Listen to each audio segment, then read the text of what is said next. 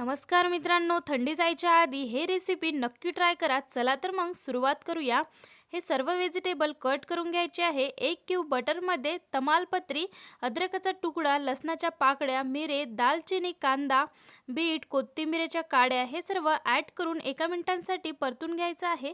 नंतर कट केलेला टोमॅटो सुद्धा यामध्ये ॲड करायचा आहे. 1 गिलास पाणी ॲड करून 20 मिनिटांसाठी शिजवून घ्यायचे आहे आणि झाल्यानंतर एका चाळणीवरती काढून घ्यायचे आहे. टाकलेले सर्व खडे मसाले काढून घ्यायचे आहे. मिक्सरच्या बाउलमध्ये ॲड करायचे आहे आणि मिक्सरमधून काढून घ्यायचे आहे. काढल्यानंतर चाळणीवरती ॲड करून गाळून घ्यायचे आहे. कढईमध्ये ॲड करून 1 चम्मच साखर, चवीनुसार मीठ, tomato sauce, butter cube add करून 1 उकळी करून घ्यायची आहे आणि गरमागरम सूप सर्व करायचे आहे. हे डिटेल व्हिडिओ तुम्हाला पाहायचे असेल तर माझ्या यूट्यूब चॅनलवरती जाऊन तुम्ही बघू शकता.